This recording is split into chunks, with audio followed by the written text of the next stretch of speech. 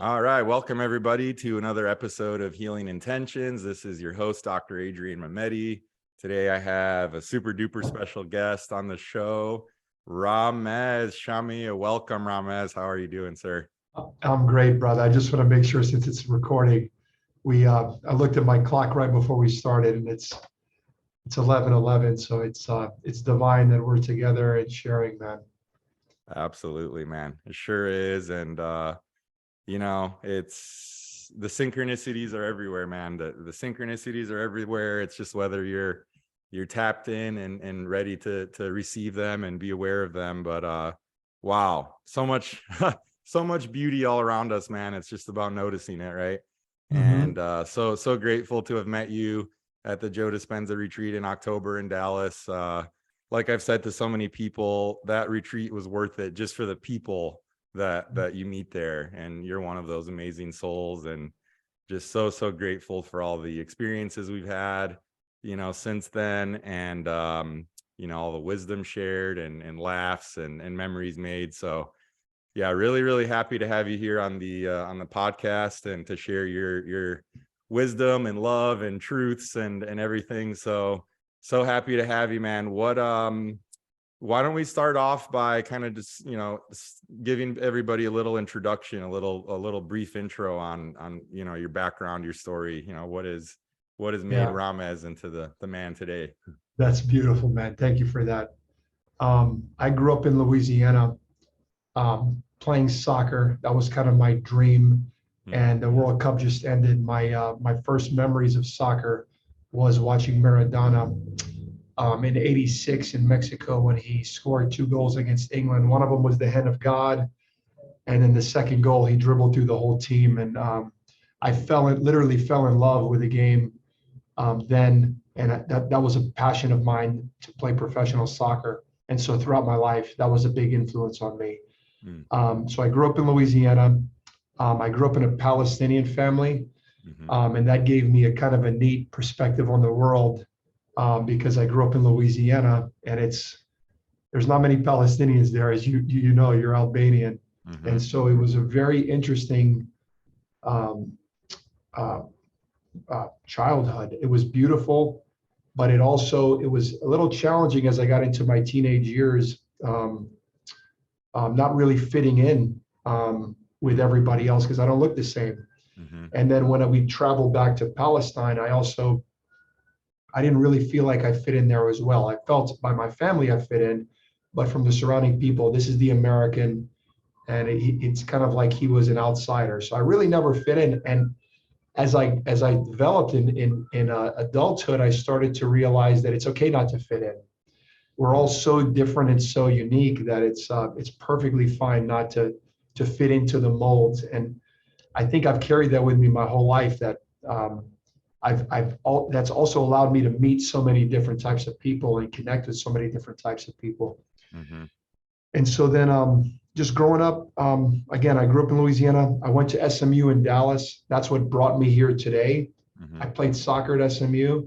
I ended up not getting to that level to play professional, but I did play in college.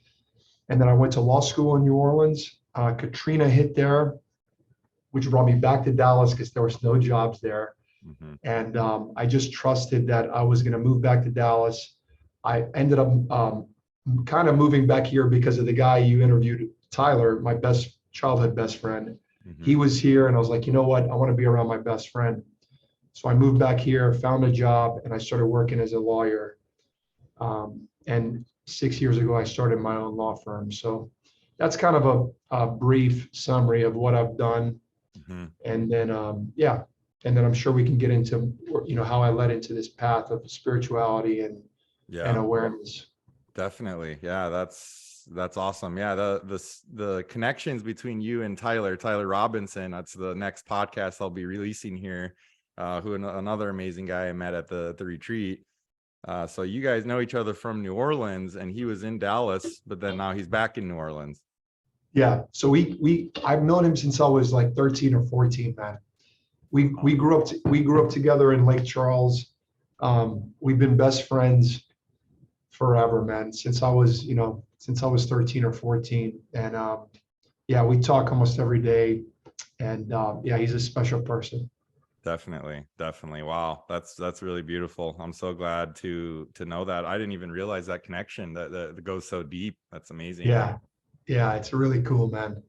Makes a lot of Um, sense. So, so what is it then that, you went into the law firm, and all of that? What led you to spirituality? Like, let's just go right into that. What led you yeah, to Joe Dispenza and all this work?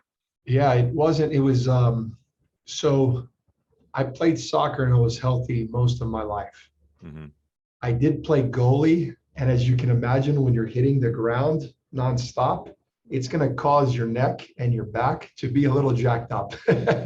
Yeah. So, if you're not taking care of yourself, with stress and with not eating properly and sitting down for long periods of time, and you get it, Hmm. it can cause you to start having back issues. So, 2 years into my law firm, around 2017, 2018, I started noticing some pain that I've never had before, radiating pain down my leg.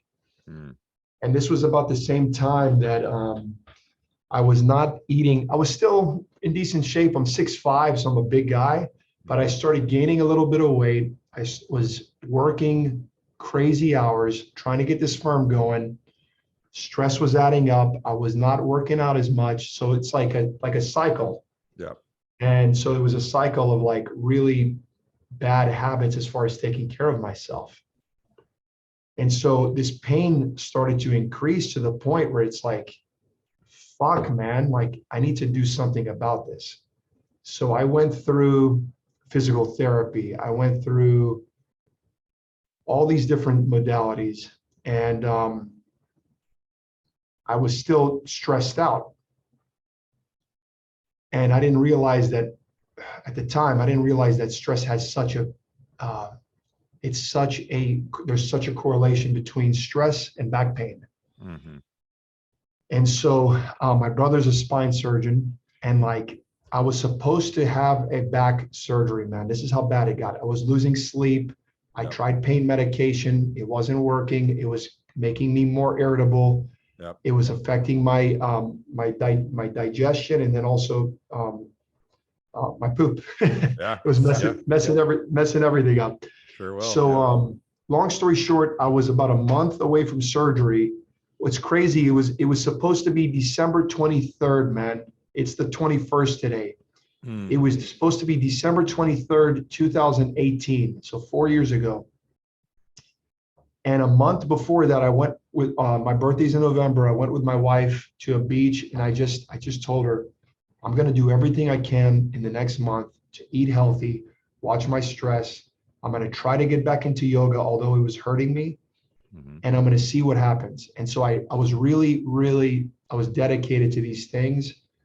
And so the month went by and I started feeling a little bit better. Hmm.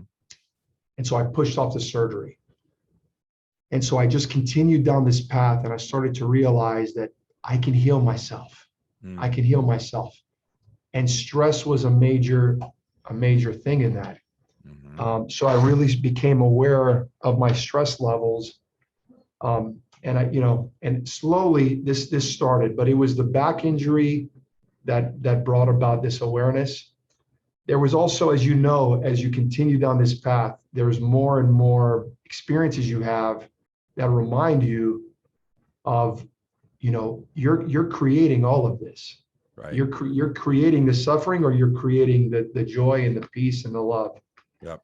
And so there was a couple of more experiences where I was really in my head, where I was like really stressed out, but having friends around me that allowed me to focus on my breath got me out of those situations. So Hmm. those were big moments when I realized I'm creating this narrative of stress, but I can also uncreate it by just focusing on my breath, calming my whole nervous system down. Hmm. So that's kind of where it started. And then again, these experiences kept continuing, and it was like reminders that this is the true path to inner peace. Wow. That's pretty fascinating, man. I didn't know about any of that. I love podcasts because I'm able to get to know people on a deeper level. As I get to know them, I'm sharing it with the world. I'm hitting record, you know, it's like, it's a beautiful thing. That's why I started this podcast. It's like, I realize I'm having all these awesome conversations. Might as well just hit record and share them with the world, you know? And that's what it's been. And wow. So pain was your greatest teacher and source of awakening. How about that? Yeah. Isn't that nuts? Yep. And it's a common story. I've heard that a lot from people, and whether it's back pain, whether it's cancer that they got, whatever it is, it's they end up saying when they get through it that it was their greatest teacher, and they're so grateful for it. Yeah. Suffering is my greatest gift. And I find that, you know, we all look at suffering as a bad thing. It doesn't have to be a bad thing. It's just your contrast to what could be or what can be. Mm-hmm. And so I think it's, you know, we all need to feel this something in order to know what we don't want. And so I felt that, and I don't want that anymore. And so now, can I look at my life objectively and start making shifts in that? And again, it takes time. You have to be patient with yourself. But Mm-hmm. yeah, it's nice to have the contrast to know, okay, this is how I used to feel. This is how I feel now. How do I now get back to this place? Totally. It takes time, and patience is key. But then also in that quantum, in that moment, in a moment, you can decide, you can choose that, hey, I'm in control here. Hey, I'm in control of my breath. In every moment, I'm in control of my thoughts, and you know how that's then making me feel, and my thoughts and my feelings, right, being in coherence with each other. And yeah, we're the source of it all. We're creating it. That's the hard pill people have a hard time swallowing, is that law of attraction, all this stuff works, but it works for the good and the bad. Right? Yes. You know, it works for, you get what you think you're thinking about most of the time. 100%. You know? Yeah. And so I'm grateful for that. I'm also, I have a really good support system with friends like Tyler, and a few others that you have and have not met. Mm-hmm. Yeah, it really helps to have a support system, to have a community of people that are not judging you, that really have your best interest at heart, and want to see you live your life to your full potential. Mm-hmm. So that's been a big part of my awareness, is the people I surround myself with. Totally. Yeah, it really can make or break somebody, you know, like they say, you're the average of the 5 people you spend the most time with. You know, makes a lot of sense. It does. So you talked about breath. I know somebody's mentioned, I think Emma, shout out Emma. I haven't recorded a podcast with her yet, but I just spent some time with her here in San Diego. She came for her birthday. It was amazing. She mentioned that you do holotropic breath work. Talk about that a little bit. I haven't actually experienced that, but I know the power of breath is real. Adrian, first of all, anytime you want, man. For anybody listening as well, I'll give them my Instagram now, and literally, so the way I see this is, I want to give this gift to the world, and it's anytime, literally anytime, anywhere that you or any of your listeners want, man. I'll be there for them. There's no cost. I get pure joy. That's what I'm getting in return, is seeing the insane impact it has on people. So my Instagram is RA_musica, MUSIQAA. And you can just shoot me a text and say, hey, I have a group of people. I want to do a Zoom, and I'll literally do this anytime. It could be 10 minutes or an hour or however long you want. But to answer your question, it's something I'm really passionate about. It's had a huge impact on me, on my health, on my sleep, on my energy, on my on everything. And so if any of the listeners don't know what breath work is, it's repetitive, intentional breathing, and it's work. It's breath. It's called breath work for a reason. It's intense. But what you can do doing this breath work, you can literally turn off the part of your brain that carries the ego, and you can tap into your subconscious mind, where all your programs are, where your emotions are, where your experiences are. And these programs are things that you do every day unconsciously. For example, you wake up and you go grab your phone and you go to the bathroom and then you shower. You're just into a program. You're in repetitive mode. Yep. And so there may be programs that are not serving you that you're doing every day. For example, you're going out and eating unhealthy food. You can tap into that during the breath work and objectively look at these programs and say, I don't want to do this anymore. I want to change this. And you can literally shift the paradigm of these programs in the breath work by going in with an intention and having a good guide that's going to allow you to really tap into that. And what it's also going to do is you're going to start feeling these emotions that have a hold on you, and you really get to know the emotion and get comfortable with it, and you're not scared of it anymore. So certain emotions, for example, somebody died in your family, you can come to peace with that and you can let that emotion go instead of it holding you down, causing you stress, calling you, it needs to be released. So this is a form of release. What I've started doing, Adrian, recently, I was just in Miami and I led a group of people, and I do DJing, and I really enjoy music. So I started DJing. I was DJing and leading the breath work at the same time. And so it's really, really cool. And I want to dive into that. I don't think anybody in the world is doing that, where they're combining, actually they're the DJ with the breath work. So I want to start incorporating that. I was at Burning Man, and a dear friend of mine, he's a mystic. He's an insane music producer. His name is Brian Sid, and he does, I would call it melodic techno. By the way, if you haven't listened to this guy, get ready, man.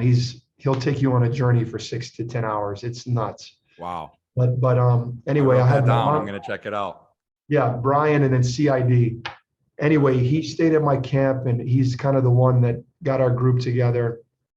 And I was able to lead a group of people while he DJ'd. And Tyler and a few other of my other friends, they said they had the most transformative breath work practice that they've ever had. It was nuts.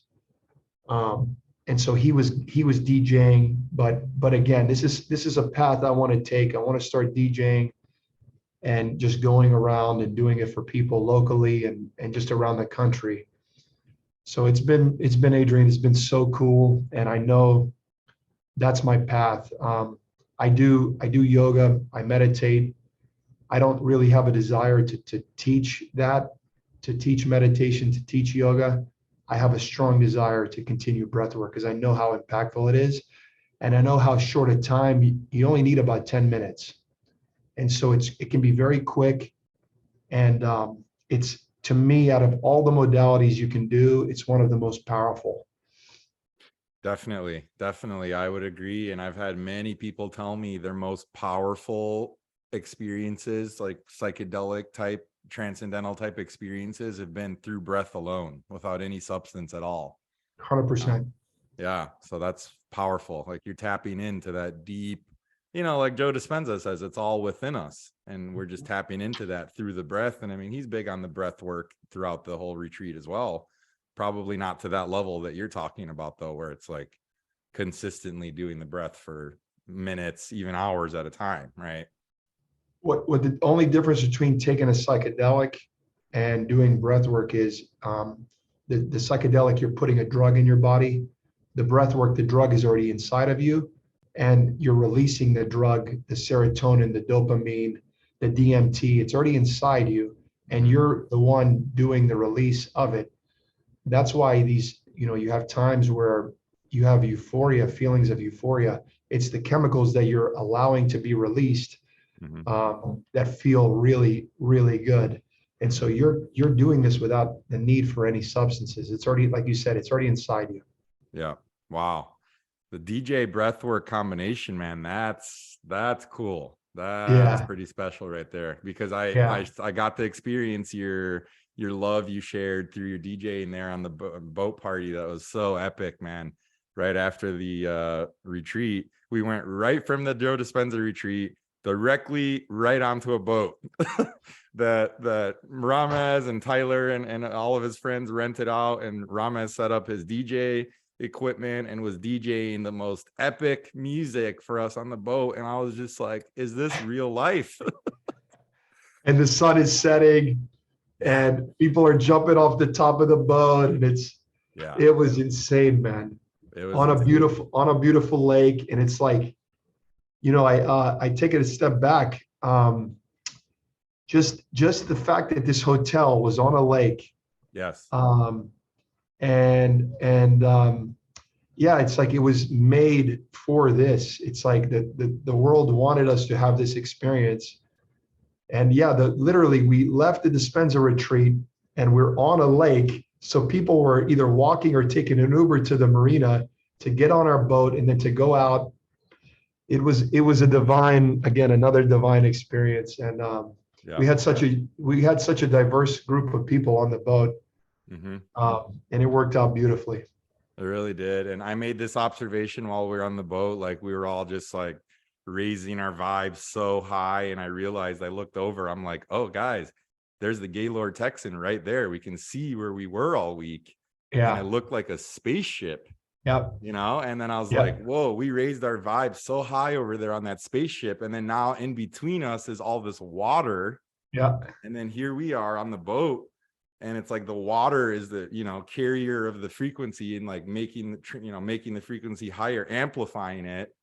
I was like, whoa, of course I realized that as the water, how water defines me and what I'm all about. I'm all water signs, Scorpio sun, Cancer moon, Pisces rising, all water. I'm all about water and fasting and hydration and everything. So I call myself the real life Aquaman. Well, that's awesome. And, water is life. Water is huge part of everything. So the fact that we were there on the water is just nuts. Oh, yeah, it was special, man. So how did Joe Dispenza and all of that work come into your field? Like, tell you the story about all that. Yeah. So I think this is going to be really cool for your listeners. I want to share with you how I came to know Joe Dispenza. It was my wife's birthday, February 3rd, 2020. This is right before COVID. Right before COVID. I had been running errands all day for my wife, trying to make her this special birthday. And you met my beautiful wife. She's actually Albanian. And so you understand that Albanians have a little bit of fire in them. Just a little. A little bit. So, and you also met Rudy, correct? Yep. And I think that would be, you already know this, that would be somebody great for your listeners. Definitely. To have on the show. Oh, yeah. Rudy was in a car wreck, just to tell the listeners, 4 years ago, was in a really bad car wreck. He was, they were on the highway, car stalls, a car slams into the back of him, kills the driver. He luckily survives. I don't know if you know this, man. I didn't know that. He goes to the hospital, he's paralyzed. He's on the path, I think, walking again. I believe. Yeah. So anyway, I invited Rudy over to my house for my wife's, I'm going back to my wife's birthday. Yep.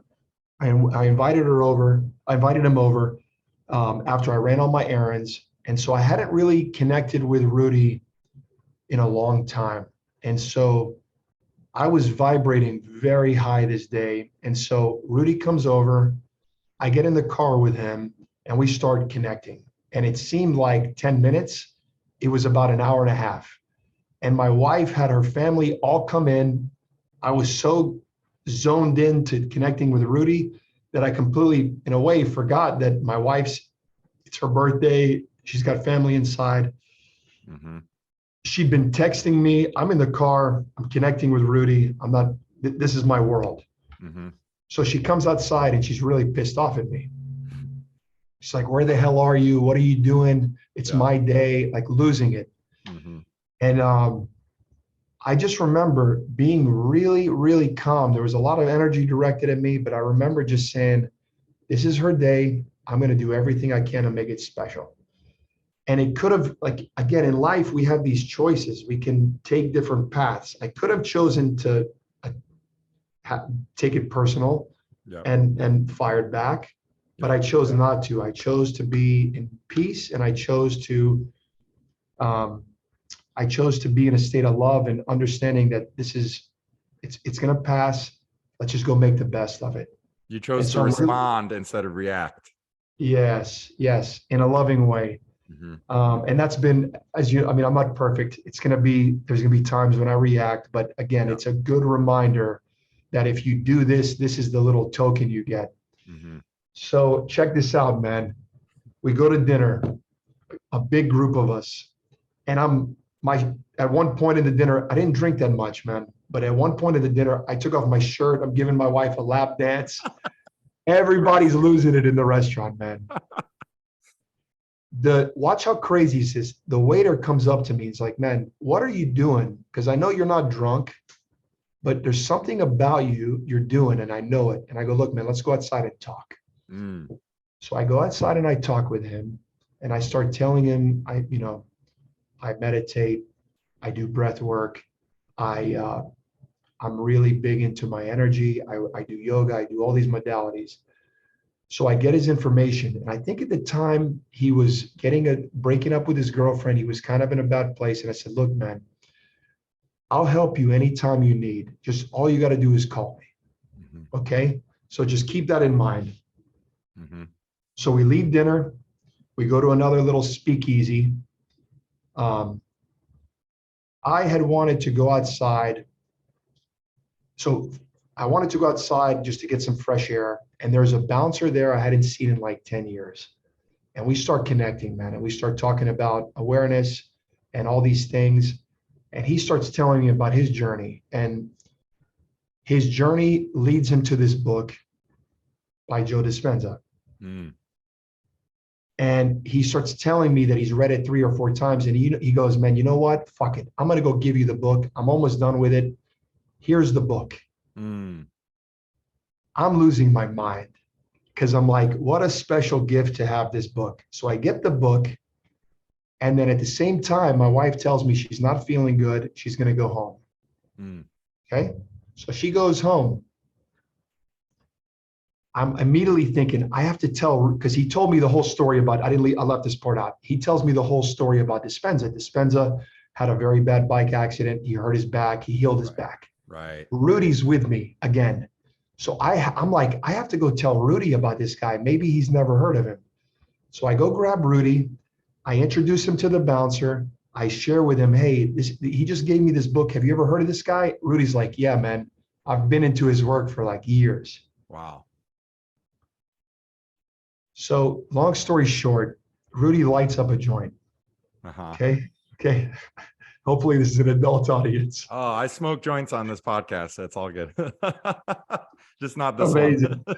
Amazing. Yeah. So we light up, and I've always had this like desire to heal the world. I know that's a very big desire, but as I'm smoking, I have this like thought / visualization / realization. And the thought is this, that I'm having a boy, and that I grew up Christian. My wife is from a Muslim background. One of the things that separates us is religion. It's not a good or a bad thing. I just feel that it's one of the ways that we're separated, or that people try to separate us. Right. That doesn't mean that people that are of different religious backgrounds are separated. It's a way to separate. Right. Exactly. So I start thinking, if I have a son, I want to name him a name that unites all the religions. And so I come up with this name, Muhammad Jesus Buddha. Okay. While I'm blazed. And I'm like, fuck, I have to share this with my wife, man. So I FaceTime my wife. She's at home. And I'm like, hey, baby, if we ever have a son, we're going to name him Muhammad Jesus Buddha. And she starts cracking up. Watch how crazy this is. 2 weeks later, she tells me that earlier in the night, she took a pregnancy test and found out she's pregnant. Wow. It's nuts. So she was not feeling good because she was pregnant. Wow. And so that was the night that I came up with or found out about Joe Dispenza. To kind of get me to this point now, I've been to 4 of his meditation retreats, week-longs. I went once with my wife. I went once with Rudy. Went once in San Diego with my other best friend, Diego. And then once, because it was here in Dallas, it was so easy to go to. And each time, I don't know how much your listeners know about the Dispenza retreat, but each time it was like you're just digging deeper into this hole of inner peace and deeper understanding. When you're by yourself for a week with your eyes closed and you leave the week feeling your entire body pulsating is the only way you can describe it. Mm-hmm. You're not being, there's no outside influence. It's you in a dark room. And so you realize that you're the one creating this insane feeling. My palms are pulsating, my body's pulsating. I feel like I could run through a wall. Mm-hmm. It's pretty special. And it's, it's hard to emulate even in your meditations that deep because you're doing it for so long. It's like a marathon, the meditation, and it's really good. That's, I guess, what I have to say on all that. Yeah. I know you can go on so many tangents with that. Wow, man, what a story for the way you found out about him. What a night. Yeah. And so the listeners know, I have a boy. He's 2 years now, 26 months, and his name is not Muhammad Jesus Buddha. His name is Zealand. But interestingly, some friends have told me that, look, you don't need to name your son that. That's your name, and I'll gladly. You can start calling me MJB now if you want. I love that. I love that so much. Wow. And what was Zealand's inspiration for his name? Was that where he was conceived or something like that, right? New Zealand? Yeah. So in 2020, so a month before obviously her birthday, we went to Australia and New Zealand. New Zealand, as far as just the experience we had, was we were vibrating very high at that time. We were we're very connected now, but it's just a different level of heightened energy for both of us. That place is a very special place to us. And yeah, we conceived him there. And then it just reminds me of so much connection and so much love and just a beautiful experience. I'll give you one quick example. People that have been to New Zealand know this. When you arrive and you go through customs, they stop you and they ask you if you had any hiking boots. They don't ask you if you've had any bombs. They ask you if you have any hiking boots. And so I was really perplexed. I'm like, why in the hell does the customs want to know if I have hiking boots? So as I went through customs, I had to go back. I'm like, guys, you got to tell me what the hell's going on here. They said, well, if you've been hiking in a different country, we don't want to affect the biodiversity in our country. So what we do is we clean the bottom of your shoes to not affect the way it's set up here. Wow. And so it's nuts, man. And so you realize real quickly that they actually give a shit about the food they eat and money, although I'm sure it's important there. And there's probably certain areas of the country, including the government, that's greedy. Mm-hmm. For the most part, we felt like the energy in that country is not necessarily about greed. Again, there may be certain parts that I've heard about the fishing community or the way they've treated the natives, but for the most part, the people you see on the street, they're looking at you in the eye. The food you're eating is very clean. Mm-hmm. The landscape is taken care of. They're not building high rises everywhere. And it just was a really cool experience. It's breathtaking. And that's why we named our son Zealand. That's awesome. Wow. Yeah, I've heard only amazing things about that country. Definitely makes sense. I can see that. I can feel it. I feel it. Like Joe Yeah, Dispenza says, feel it. 100%. And then Yeah. it translates to sea and land. So we wanted to name him something that like that. It worked out perfectly. Mm, beautiful. I'm curious, man. I don't know if I asked you what's your story of how you met your wife? How did Palestine and Albania come the connections? We wanted to form a terrorist organization. I'm kidding, Well, you man. got the two of the best of the world. Dude, we I had just broken up with a girl. I didn't want to date, man. I really wanted to focus on me. Hmm. And so I quit going out as much. I quit partying. Um, I was like 2 months into this idea of not, throwing down. And so I was living at an apartment complex here in Dallas. And I think the first time I went on a run and I was getting back on the elevator, and she was walking in front of me onto the elevator, and she had a bunch of bags.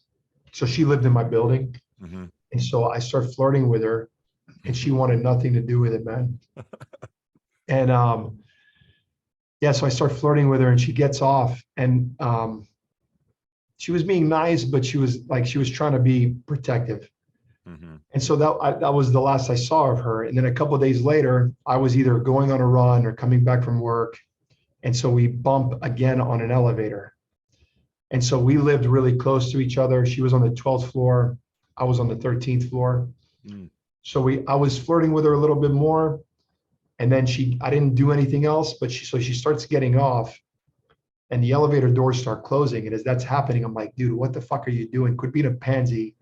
Get her Mm. fucking number, man. Hmm. So I open the elevator doors and I reach out and I'm like, hey, are you single? She's like, yeah. Like, can we hang out? She's like, yes. So I get her number Nice. and we go on a date. And you kind of get how I am, man. I'm a goofball. I think it was a waitress. I tell the waitress, I'm gonna marry this girl right away, man. And so On your first date. on the first date, man. Love that. So I meet her on an elevator. We dated for like 3 years before we got married. On our I proposed on an elevator Wow. in Hong Kong. It's the tallest building in the world. And then on our wedding day, I got stuck in an elevator on the way to the church Wow. with my dad, one of my best friends. He got claustrophobic, like literally was about to die, man. And then her brother, and then a couple of my other friends. And it was, man, it was one of the most fun experiences of my life because I wasn't claustrophobic. I have one of my best friends literally losing it. And I'm like, we had a bottle of tequila. So I'm like, let's drink, man. So it took 45 minutes Wow. um, to get us all out of the elevator. I want to show you a picture, man. It's Wow. pretty. So That's a crazy story. the cops had to come get, sorry, not the cops. The fire Sorry. department had to come get us out of the elevator. This is the picture after we got out of the elevator. It's me on top behind a fire truck with all my best friends. Wow. This is right before we went to the church. That's epic, man. That's legendary right there. Yeah, that was pretty cool, huh? That's amazing. And it reminds me of when Joe Dispenza says, people come up to me all the time in elevators and they're like, you're not going to believe this. Yeah. Yes. You're not gonna believe that. Wow. So yeah, we haven't been stuck on an elevator together since. But I think that's the way I look at it, analogy wise. It's like this is the relationship, and it's taking you out. Hmm. We were always actually on my wedding day we were going down, but hopefully we're going back up now. Yeah. Yeah. Wow, man, that's beautiful. I love that. Mhm. That's really special. Yeah. So many beautiful memories and moments that it's like, the one beautiful thing Joe Dispenza said that really blew my mind, I think about it all the time, is like how this reality is just 1% of real reality. It's like this is just symbols that we're seeing. of like what the real reality is, you know, once we like remove our senses and all our BS that's in the way and all the filters and all the crap and get that all out of the way, and what we're really like be able to perceive and tap into, what we're able to be aware of. It's always there, right? It's just tapping into that awareness. 100%. Like, whoa. Yeah. Pretty cool stuff. So how have your experiences been? I know they're all so different, but like, just, you know, briefly talk about like one experience versus the other. You've been to 4, you know, that's pretty impressive. I can't imagine. They're all different, but like, what do you have to say about, you know, all of them, or kind of highlights for you? Or I know that's a whole podcast episode in itself for each one, probably. No, I think each time is a deeper understanding of what you're doing. And each time I felt like I could get deeper and deeper into the meditations. One thing that if anybody's planning on going, I would, from going each time, I would recommend a few things. Yeah.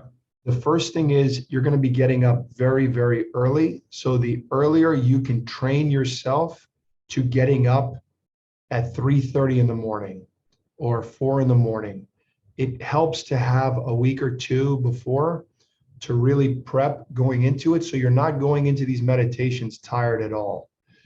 It's a marathon of an event. And so you can, if you get tired, you know, if you start not sleeping well enough, you're not going to be necessarily thinking to take care of yourself. So that's a big one. Yep. Continuing to eat the way you want to eat, because at these events, there's like literally buffet style of not really the healthiest of food. And that can also weigh you down in your meditations. So you want to plan what you're going to eat. And if you don't want to eat that buffet style food, plan to bring certain things, snacks, fruits, all these things, bring them. What else? If you want to work out, I don't even mind advising, like, if you need an hour to go work out and skip a 30-minute lecture, do it. Do what you feel is necessary to keep you aligned and keep your body moving so that you can continue to push through the week. Bring a journal with you. I would journal every single meditation. I think that's very powerful, especially your dreams during these times are going to be stronger. So I would have a night journal for the morning when you wake up, and you start to really map out what your dreams are saying and what emotions are coming up. So those are big ones. I think those are the big ones for me. And then I think the most important one that I'm leaving out is start a meditation practice before you go into it. The more you meditate before, the more you're going to get out of this. Like a marathon, if you go run a marathon today without running, it's going to be very difficult. So the more you can practice being quiet, observing your mind before this is going to be huge for you. And it's literally what you put in is what you're going to get out. Yep. Totally. Yeah. And I mean, man, I've done a 10-day Vipassana silent meditation retreat. I've done that in 2016.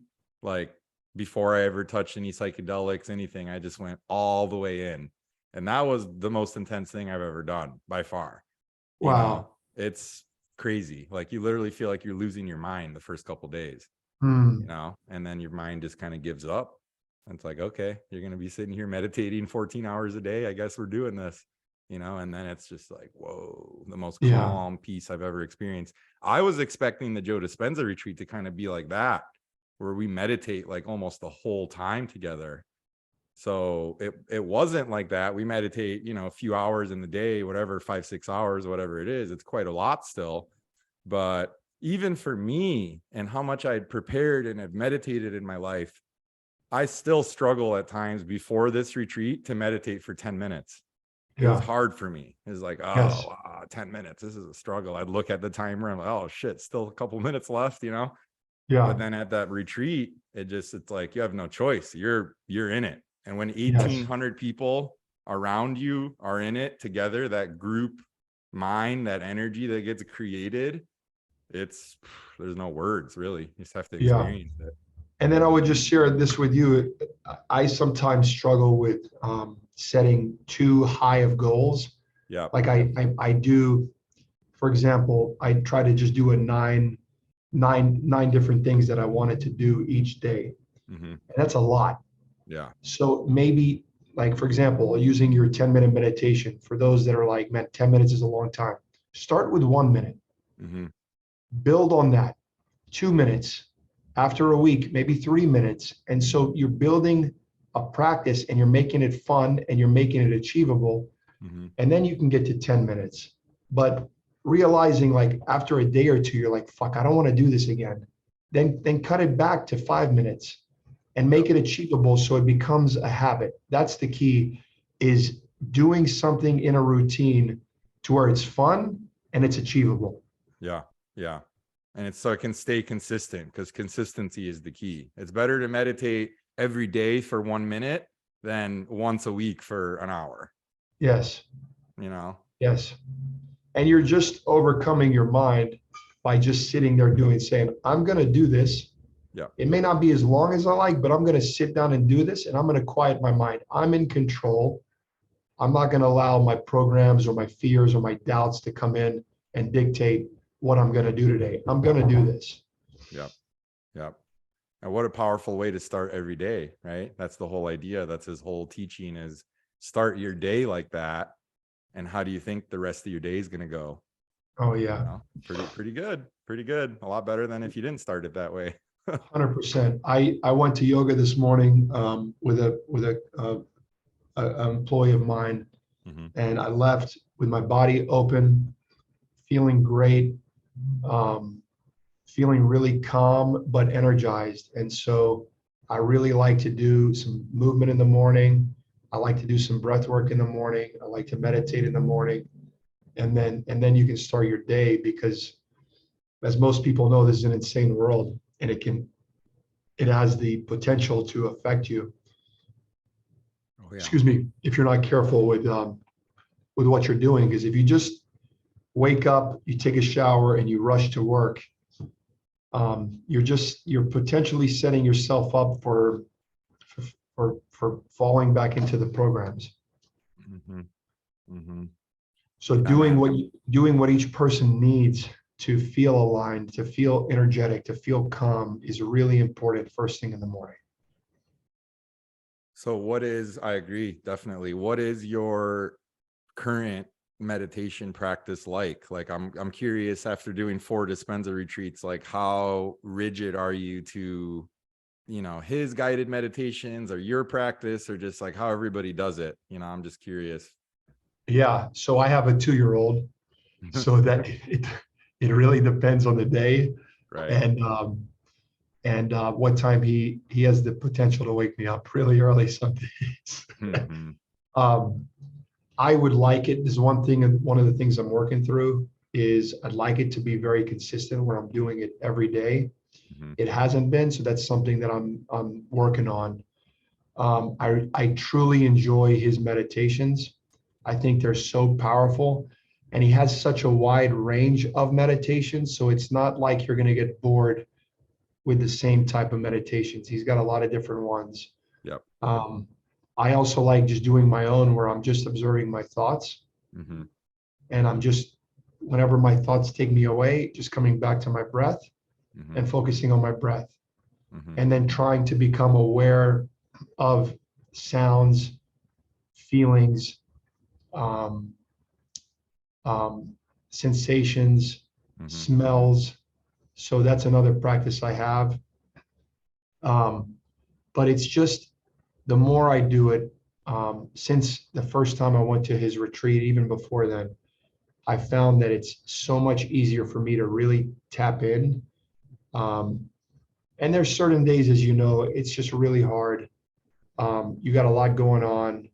I was just in a trial last week for a week, and I found that it was much harder to let go of thoughts about the trial. So understanding that, this is it's going to be a little bit more difficult, and giving yourself compassion during those times. But going back to your point or your question, this is one of the things I'm working on, is making it consistent. But also, if I don't, do it every day, not getting frustrated with myself. We can right here, we don't need to close our eyes in this moment. We don't need to close our eyes to meditate. We can just right now connect to our breath for a few moments.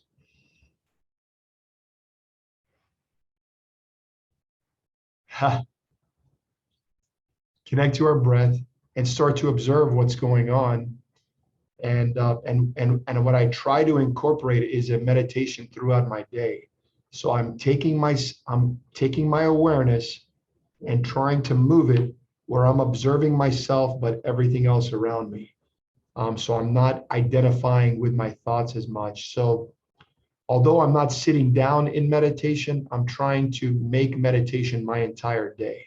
Right. Yeah. Yeah. Totally resonate with that. Yeah. It's like your own version of a walking meditation. You know, 100%. it's easy to be calm and chill. And when you're sitting down on a cushion, eyes closed and focus on my breath. I feel good. I feel great. Everything's all good. What about when you're in the middle of a trial, right? What about when you're stuck in a car in a traffic jam? What about when your kid's freaking out? It's like, that's when the meditation really matters. It's like, how's the meditation going now? You're preparing yourself to create space in situations that are potentially, I use the word potentially stressful. Mm-hmm. So that's what you're doing with the meditation is you're creating space between your thoughts to say, okay, I see what's happening out here. This has nothing to do with me. Nothing to do with me. Although it's being directed at me, I don't have to take that on. That's nothing to do with me. And so it creates space. So when somebody's flipping you off in traffic or motherfucking you on the phone or whatever, or your kid is waking you up at 5 a.m, right, you can deal with that in a little bit more peaceful manner. You don't have to react. And so that's what the meditation does. That's what all these modalities do. Yoga, breath work. It's just creating space between your thoughts. Yep. That's it. I'm curious about, one of my favorite analogies is all this work, yoga, breath work, meditation. It's like walking up the mountain, right? Day by day, slowly. And then plant medicine, psychedelics are like a helicopter ride to the top. Yeah. They get you to see kind of what's possible, but then you always come back down. And it's all about the daily work and the integration anyways, like integrating that peak experience into your daily life. So that's what I realized at Joe Dispenza is like, it's about the integration anyways. So then just work on the integration, do the work. Psychedelics are great. They have their time and their place for sure, but do the work anyways. That's like the real work. Like I'm curious your perspectives on it, what you want to share just with plant medicine, psychedelics in general. I know that it's a fine line in the attorney world, whatever, but freedom of speech, whatever. So yeah, just curious on your thoughts.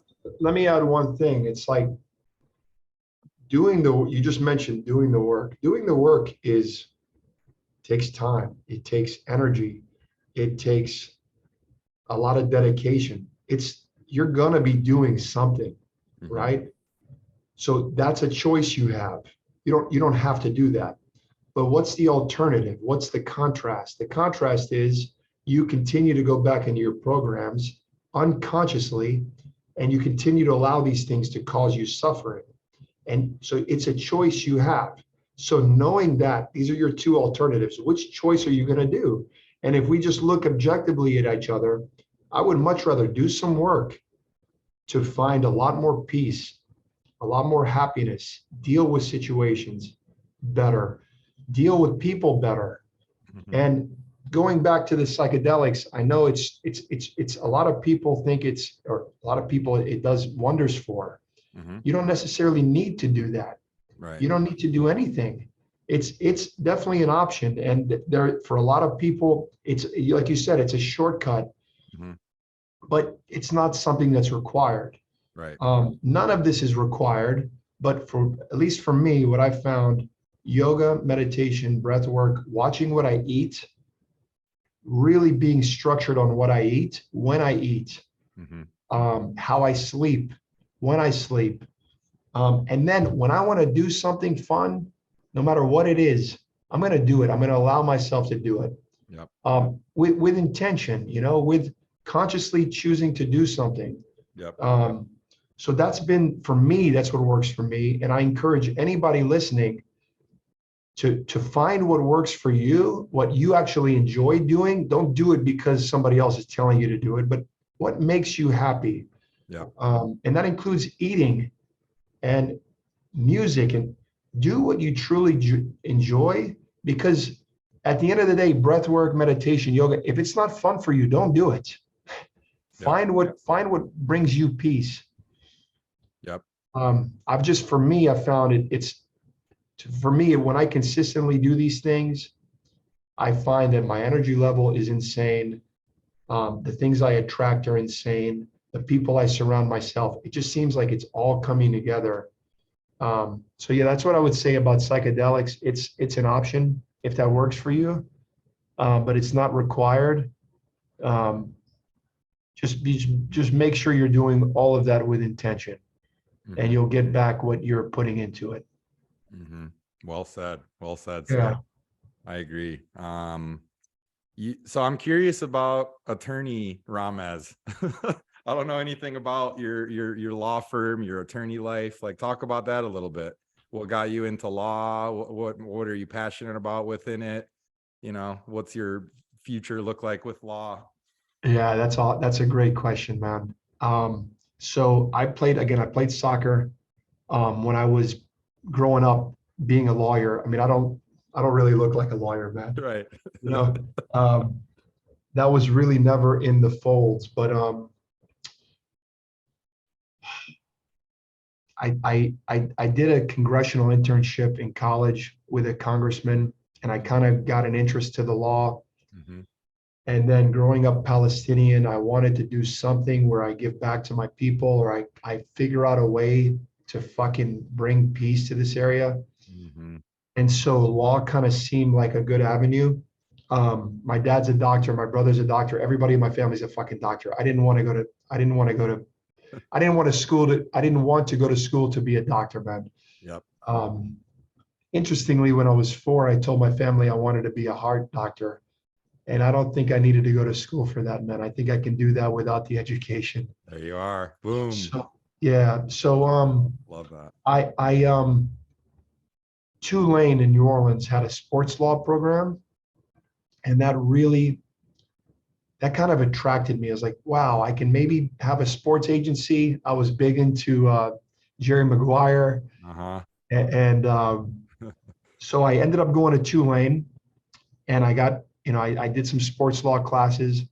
And then when I moved back to Dallas, I started working for a firm that represents the Cowboys. They kind of wanted me to start a sports agency with them, and it never came to fruition. I started doing all kinds of litigation with them. In 2010, my brother was run over by a car, and I witnessed it, and the guy fled the scene. I thought my brother's dead, man.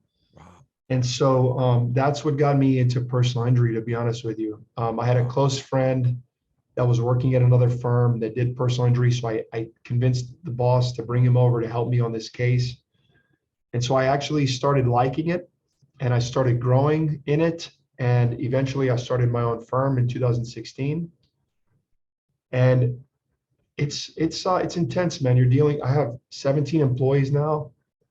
It's a lot of moving parts. It's not for everyone to run a firm. So let me fast forward to 2 years ago. This is around the time of COVID. This is around the time my kid's being born. I started to realize that I have other interests that I want to do. I wanted to learn how to DJ. I wanted to learn Spanish. I wanted to have more freedom. And so this idea of control came up for me. And I didn't realize it until then that I'm a control freak. And so I understood that control is a way, it's based in fear. you want to hold on to control. I did a mushroom ceremony with Tyler. Mm-hmm. The intention wasn't to do with control of the firm. It was a control of being on a plane. I kind of had anxiety on a plane. Mm-hmm. And so this was a really nice way of letting go of control, realizing the only thing I'm in control of is my state of being. Mm.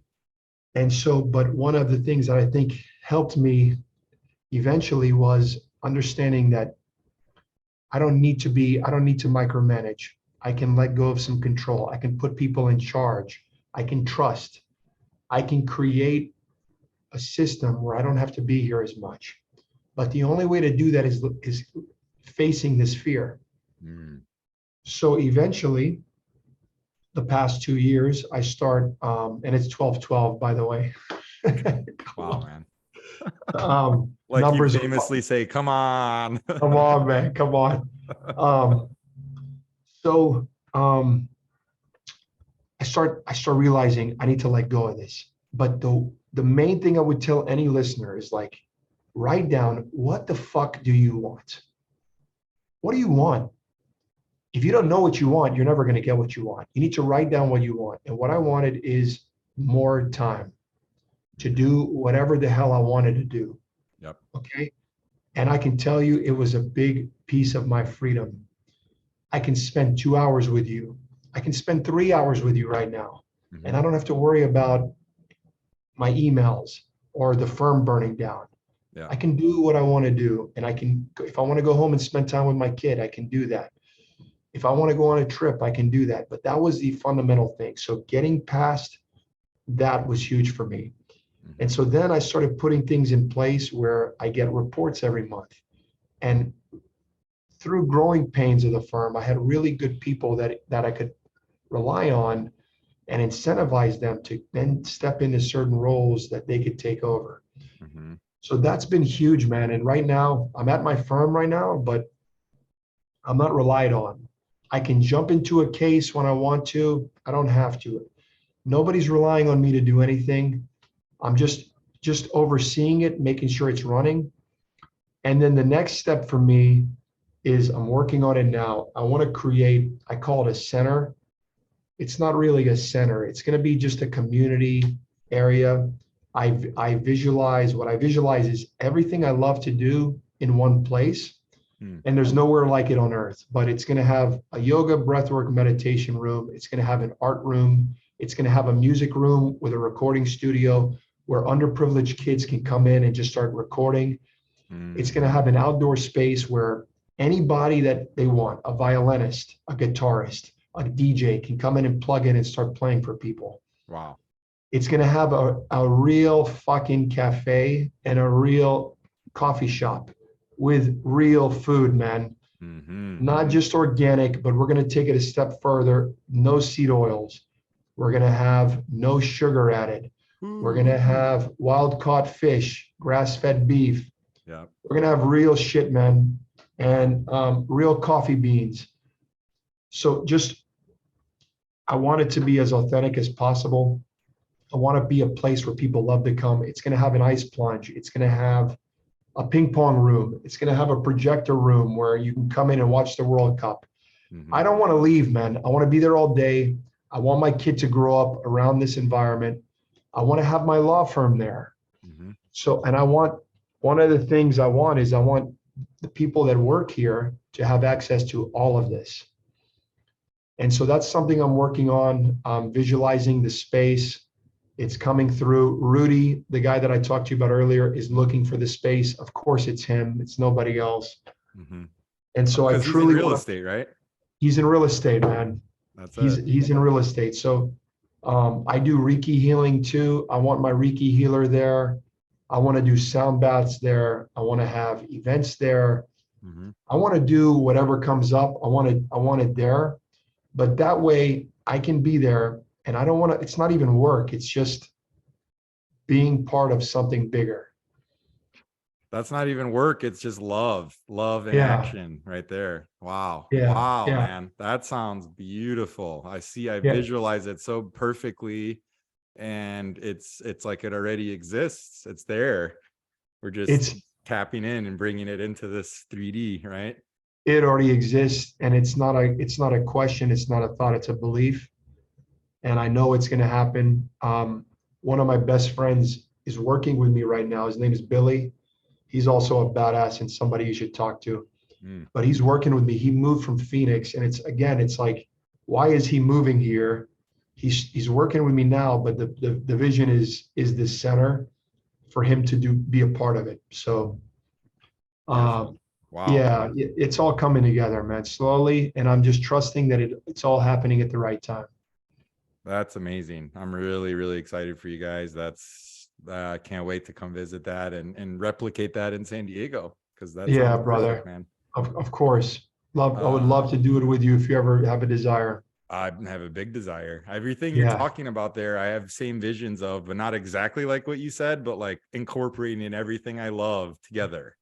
Music, Yep. medicine, community, art, Yep. food, bringing it all together. All the healing modalities, all my acupuncturists, chiropractor, yogis, all the people, right? All of them together, bringing people together. My passion is experiences, bringing people cool, unique experiences they've never had before while helping them to heal themselves.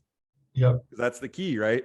My whole vision for the future is educating and empowering people to realize they're their own self-healers. I've been to so many spaces that and you have too, I'm sure, where you feel so safe and so loved. And it's not just, it's everybody that feels that. And what comes out of that, when people feel safe and they feel loved and they feel free to do whatever the fuck they want to do, some crazy cool shit happens out of that. And that's what the intention is. I want to just bring people together from all walks of life, and poor, rich, white, black, you name it. I want them there, and I want them creating together. And I'm just pumped just thinking about all the crazy shit that can come out of it. Yeah, man. That's really beautiful. I have this thing hanging up on my wall. I've had it for like 10 years. It says, life is about the people you meet and the things you create with them. So go out and start creating. Come on. That's awesome. Yeah, man. Talk to me about your music journey, your DJing journey, because I'm right there behind with that, on that with you. I'm about to start learning how to DJ. I fucking love music. It's such medicine. And, you know, the music festival scene has been some of my favorite experiences I've ever had. So yeah, man, it's big, big medicine I want to bring to the world. And talk about that in your journey. Yeah. I mean, man, my whole life I've been going to concerts, and I've just had a deep passion for music. I'm the guy that sends everybody 100 songs, kind of like you. You're like, oh wow, check this song out. Like, I just love, back in college, when there was Napster and LimeWire, I'm making CDs for people. Same. I mean, techno, I've been listening to techno and deep house for a long, long time, man. And so I've always wanted to be a DJ. I've always wanted to learn how to do it. It wasn't until a few years ago that I just dove in. And for anybody wanting to go this path, just step into it. There's all kinds of online opportunities for you to learn. Again, if you really want to learn, send me a message on Instagram, and I'll give you some guidance online where it's cheap and you can really dive in. It's not hard. It's a lot easier than you think. Yeah, and that's kind of it, Mandy. Just the more you just practice, the better you're going to get. And then you'll start understanding like what flows good together. And then your taste for music also changes. And then you start to realize, like, one of the big things for me was realizing how significant the sounds are. Before there was language, there was sounds, there was vibrations. And so music is one of the most powerful modalities for healing, for also for convincing. When I say convincing, a keyboard has 7 keys. They align with your chakras. Certain songs hit certain parts of your body differently than others. And so convincing meaning if you go back way back in the days, when the church was first started, they actually outlawed certain sounds because it was considered the devil's sound. It was just very strong, intense sound. So they outlawed those sounds. So nobody would be allowed to play certain keys. Wow. And so that's how powerful music is. And that's how convincing it is, because it brings out certain emotions in people. And it can manipulate you to dance. It can manipulate you to be negative. There's certain keys that are negative and they bring out certain emotions. Mm-hmm. And so it's really important, if you're going to DJ too, to understand which songs have certain emotions. So you can then start to control, you have a responsibility to control your audience. But again, certain songs, you may not even know this unconsciously. You may be playing a song and it brings out certain emotions in people. It's really important to study these keys to understand what you're going to bring out in people. Whoa. You just blew my mind with that one, man. Yeah. Holy shit. Definitely. Yeah. You took it on a whole different level there. Exactly. Frequency. It's all frequency, right? It's all energy. It's all vibration. Certain frequencies are hitting your body in different ways. I mean, I have a sound table on my bed. I mean, in my place here, it's a $3,500 sound table. It's a massage table with 4 speakers that are built in. So it vibrates at different frequencies that are matching the headphones. Whoa. And one of the top sound healing doctors in the world, it happens to be here in Carlsbad, and just gave it to me. Wow. This is one of the crazy things that happened to me since just Dispenza. My life has been like a movie, an absolute movie. And this is one of the chapters of the movie. That's amazing. Just was like, hey man, we have an extra one. Can you come up here and get it? I was like, yeah. He was on the Heal documentary that was on Netflix, Dr. Jeffrey Thompson. And yeah, man, it makes sense. It's like you put different frequencies into your field, into your body, and it's going to affect you in different ways. And music has all of that within it. So as the DJ, you're literally like the conductor of the energy of the root and the people in it. And you feel that, like I'm all feelings. My horoscope, it's like all water signs. So I'm all feelings and emotions. Like I just feel it when I'm in a different room and different energies, and I feel it. I'm like, whoa, this feels really good. This DJ's vibing, putting out a good vibe, you know, like healing vibe. It's not just his music, it's his energy that he's putting out, and it's coming through the sounds, man. Yep. If he's having a rough day, it'll come through. Yep. I've seen a lot of artists. I've seen very aligned artists, DJs, and I've seen very unaligned artists. And they have a responsibility to come. They're doing long shows at shitty hours with alcohol, with potentially drugs. They're not necessarily, some of them, taking care of themselves. Yep. And that shows when they're getting triggered by somebody holding a camera near them. Their focus is not anymore on the music, it's on this guy. So their attention is off. So it can come through the music. And I think it has a great effect on who's playing. Definitely, man. Yeah, definitely. One of my favorite DJs right now is Blondish.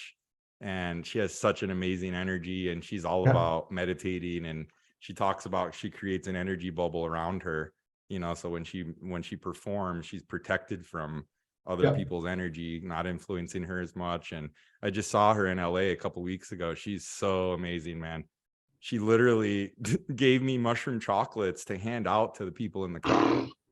Like, come on. Like me and her have this relationship developed that, you know, that like we've just become friends, and I've given her mushroom chocolates, and that's amazing. It's so crazy, man. Talk about energy, you know, talk about like energy doesn't lie. And it's just like when she performed, dude, she put on a 3-hour set for that club, Sound LA. And it was like, wow, the energy in that room, dude.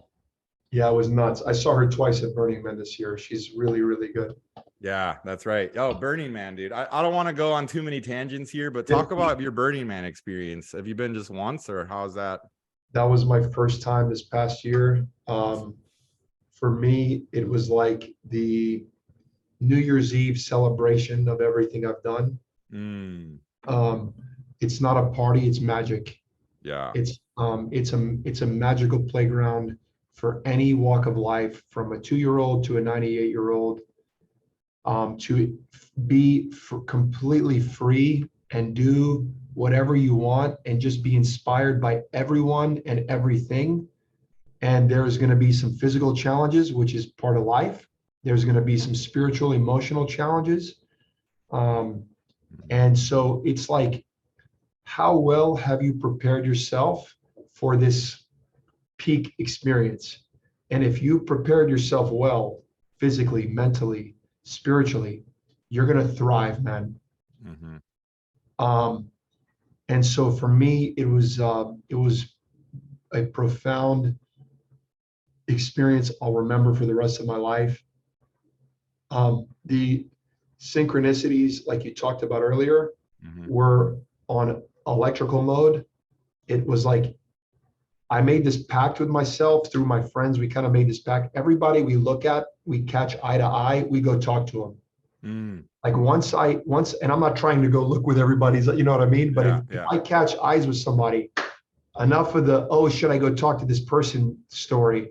I'm going to talk to them. And every time I did it, it was a synchronicity. I ended up marrying a couple on the playa just from like connecting. And it's like this, it was like a snowball of synchronicities that still carries with me to this day. I have people, I was just in Miami for Art Basel, going back to the breath work that I did with Brian. I'm leaving a club and there was a girl that did the breath work with me. And she's like, man, I've been trying to find you for the past few months. Shout out to Chelsea, by the way. She's like, hey, I've been trying to find you. She's in line waiting to get in. And so I give her the biggest hug, and yeah, just like things just continue to unfold from that experience. And yeah, it was nothing short of magic. Yeah, it sounds like it.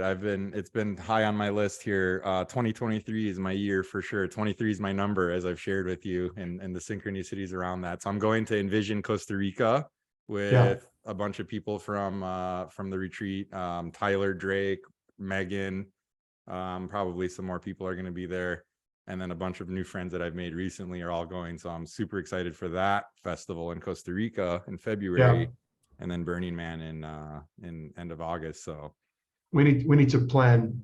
Yeah, are you going to go again? I don't see myself missing that. I love it. And this is right here. This picture is one I saw of Burning Man. It kind of encapsulates that magic you're talking about. It's a guy with his wife or partner, and then they have their baby, and then the child that's older now. And it's Can you do me a favor and send that to my wife? Oh yeah, of course.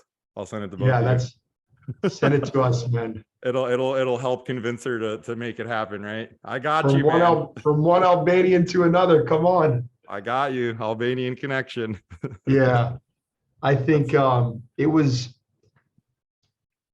the acts of giving were nonstop, and the more you gave, the more you received, and it's in the physical form, in the emotional form. It was a week of giving to yourself, giving to others, and it just continued to manifest in a state of like receiving, man. It was insane.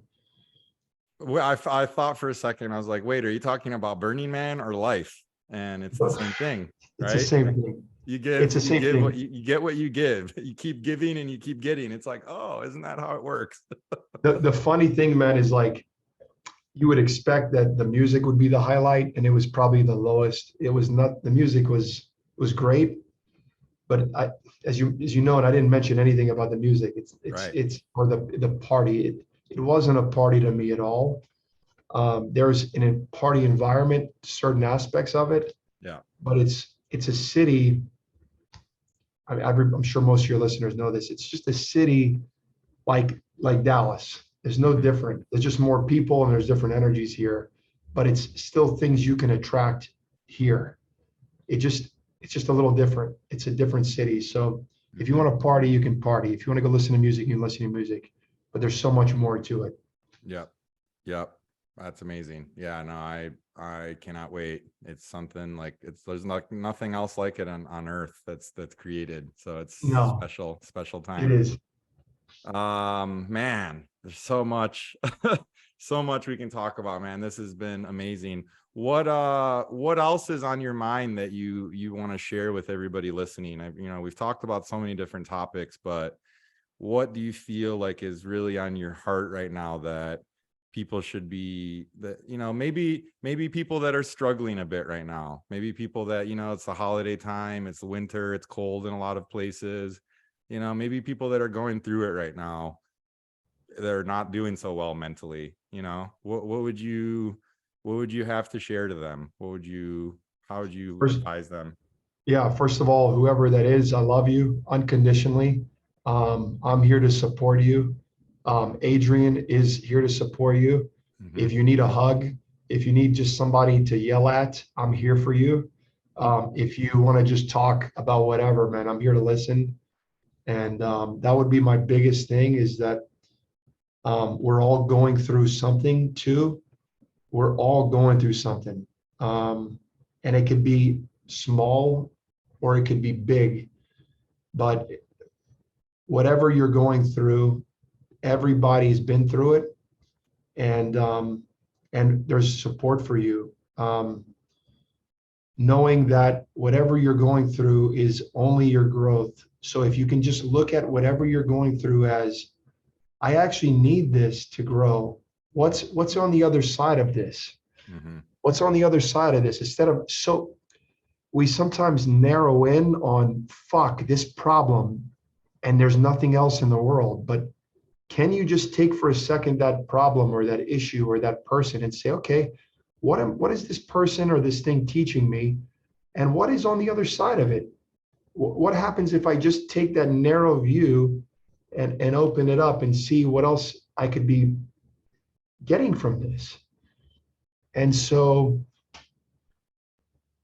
yeah, that's what I'd share. Having compassion for yourself, Mm-hmm. knowing that you're going to get through this, that this experience is there for you just to learn. Yeah, definitely. And you're never alone. You're never alone. There's always people there, whether it feels like it or not. There's always people there, whether they're people in your life that are close or they're total strangers. Like, I know you truly mean it from the bottom of your heart when you say reach out. Like, Yeah, to anybody listening, and the same with me, like I've said it on my social media, if anyone is out there struggling, reach out to me, please, because I know what it's like to be in a low point. And it's community is everything. Community and being able to feel like you're not alone, is what it's about. Like, we're not alone here on this path. You're never alone. And so just throwing that out there for people, because I know there was a big celebrity or whatever, suicide recently, Twitch, Ellen DeGeneres is DJ, and that was a big deal. It hit a lot of people hard. And it's just something that is not that often talked about. It's a dark topic, it's a scary topic, but it's an important one, because people, whether they act on it or not, or whether that's just a thought in their mind, it's something that's real, and it's, people deal with it, and it's heavy stuff, but we're here to help to people that are feeling that way, because it's not easy, but you're never alone. yeah. And then Adrian, we all have wounds, man. We all have things that cause us suffering. So we're not alone in that sense. We're all trying to heal, Right. and we're going to continue this whole life physical experience on this earth of healing. Mm-hmm. So understanding that we're no different. We're all trying to heal. We're just going to have different experiences and different things that trigger us and wounds. But if we can look at each other in that sense, that we're all on the same page, we're all going down the same path, that takes out a lot of judgment, self-judgment, and then judgment of others, that we're no different than anybody else. And then it also allows us to then see each other on the same page, and then really have compassion and love for others, knowing that they're no different than us. And we can actually help each other, because, for example, if you take two people and there's one thing that triggers one person but not the other, then this person can see clearly what's happening and then can help this person see something other than this wound. And that's how we heal this world slowly. We just have compassion. We meet people where they're at. We have understanding, and then we approach it with love. That's how we approach things.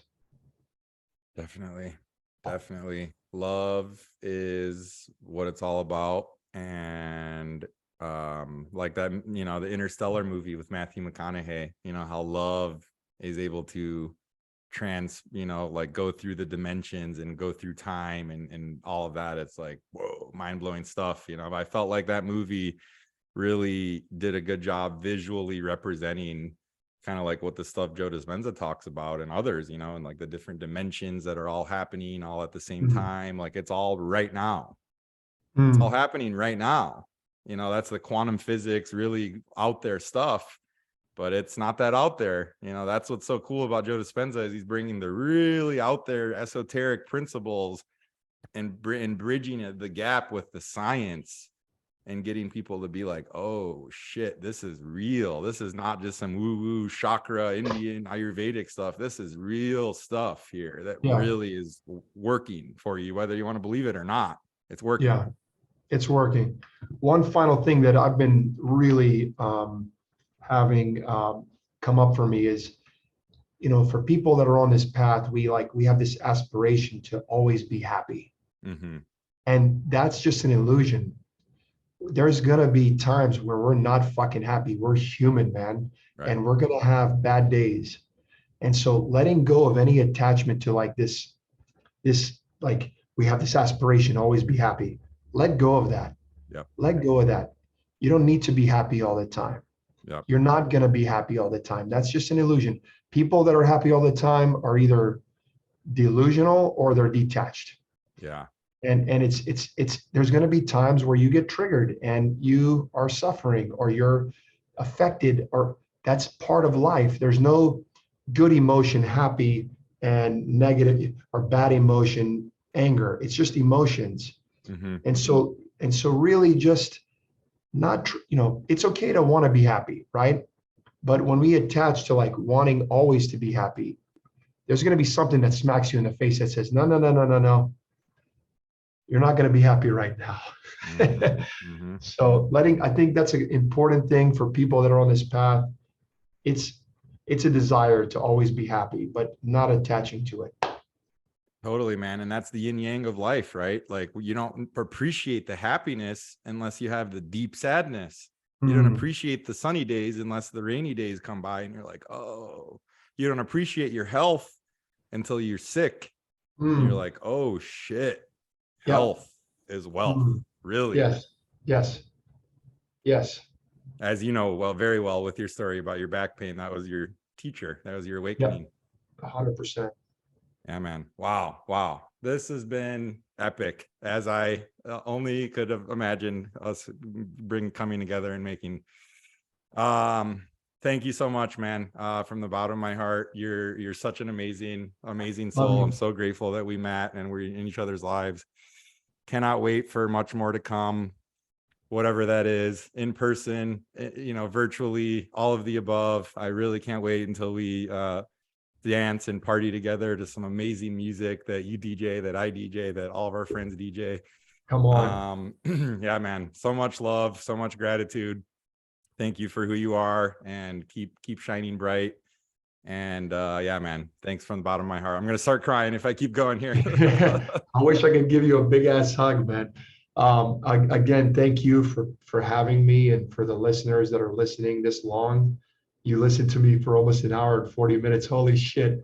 But I'm not kidding you. To any of your listeners, man, if you're in Dallas or you want breath work, or you just need somebody to shoot the shit with, or you really need somebody just to listen to, I'm here anytime, any day. I'll even give you all my cell phone number. It's 504-251-4086. Shoot me a text, and man, I'm here for you. I want to live a life where my life is about giving, because the minute I give, it's just coming right back to me. and I get pure joy in helping people. So that's everything I have to say, brother. Wow, man.